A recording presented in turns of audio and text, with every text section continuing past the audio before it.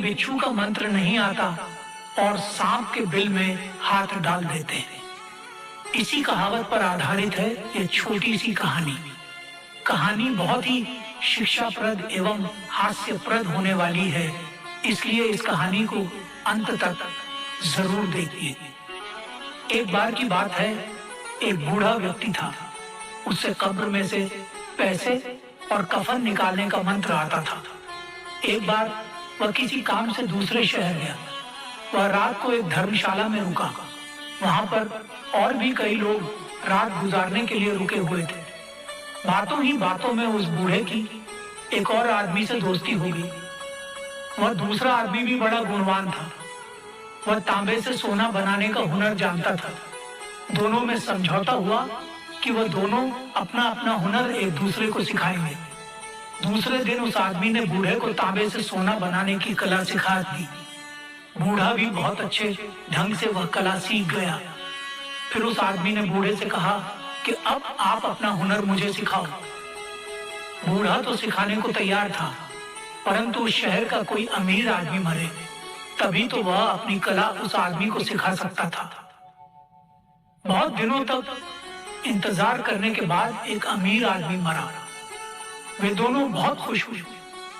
बूढ़े ने बाजार से थोड़ा सा मांस खरीदा और उसके 3 टुकड़े किए। शाम को वे दोनों उस अमीर आदमी की कब्र के पास गए। बूढ़े ने एक मंत्र पढ़कर मांस का एक टुकड़ा जमीन पर रख दिया और उसने मंत्र जोर जोर से पढ़ा ताकि वह आदमी भी सुन सके और मंत्र को याद कर सके।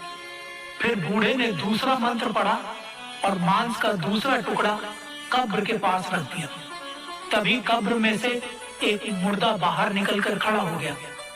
मुर्दे ने अपने हाथों में से वे पैसे जो लोगों ने उसे दफनाते समय उसकी कब्र में रखे थे और अपना सारा कफन उस बूढ़े की ओर फेंक दिए। सारा सामान समेटकर बूढ़े ने तीसरा मंत्र पढ़ा और मांस का एक और टुकड़ा कब्र के पास रखा। मुर्दा फिर से कब्र में लेट गया और कब्र बंद हो गई। दोनों साथी वापस धर्मशाला में लौट आए। सुबह उठकर दोनों अपने अपने घर की ओर चल पड़े।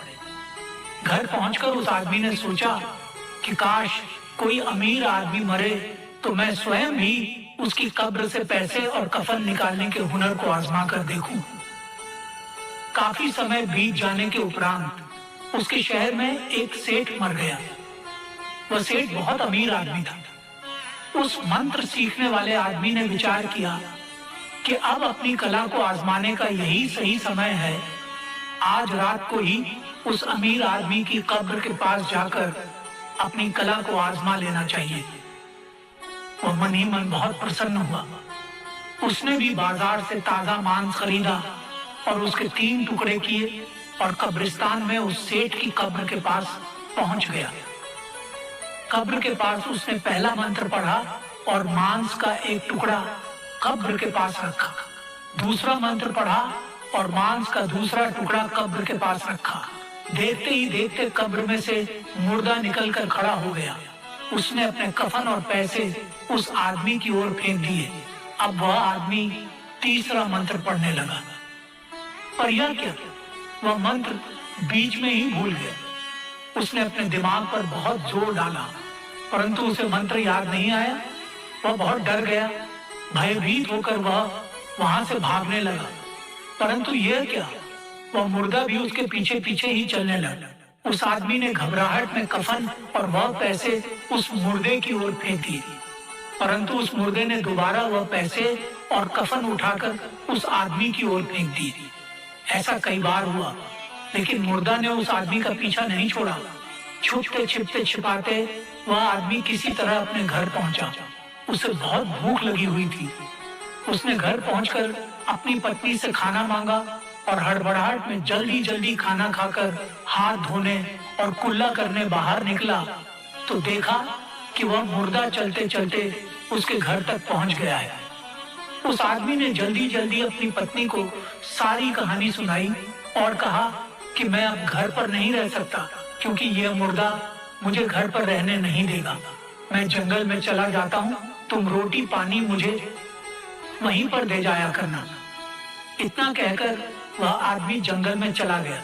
वहां पर उसने एक जगह अपना डेरा जमा लिया। मुर्दा भी उसके पास ही रहने लगा।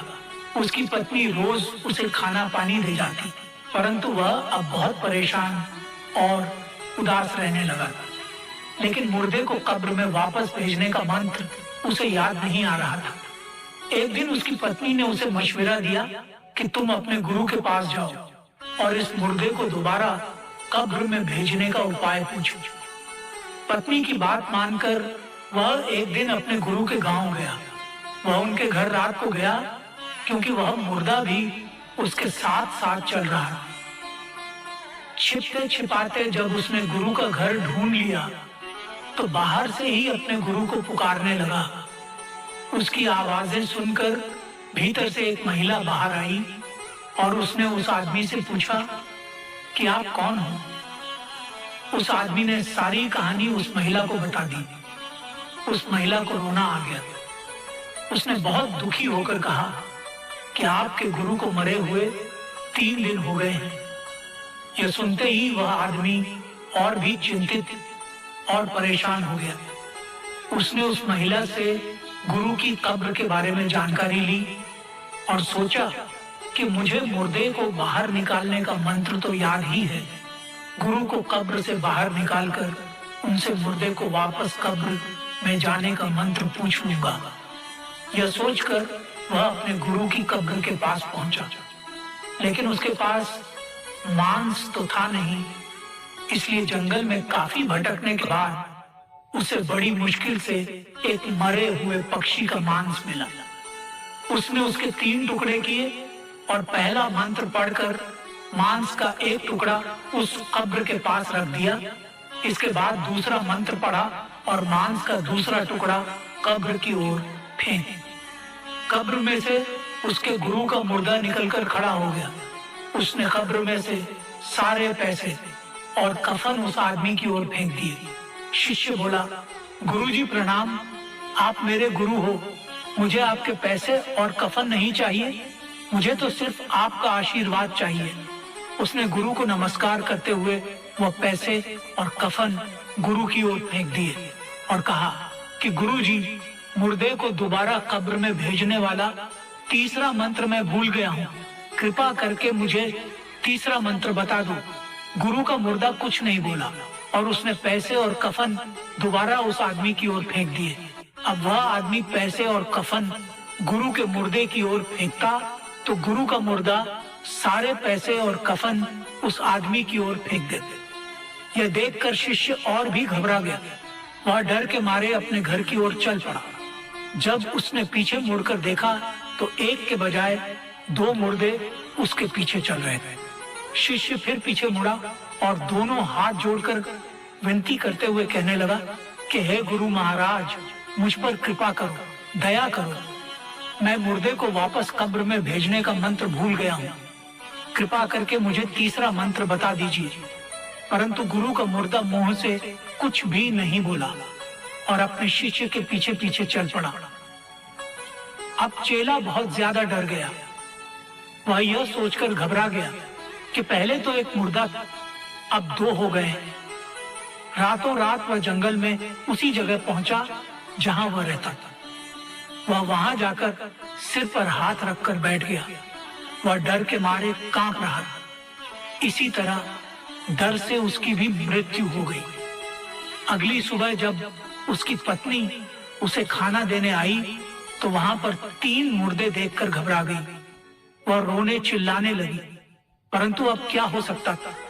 वह उसे घर भी नहीं ला सकती थी क्योंकि बाकी के 2 मुर्दे भी घर आ जाते थे।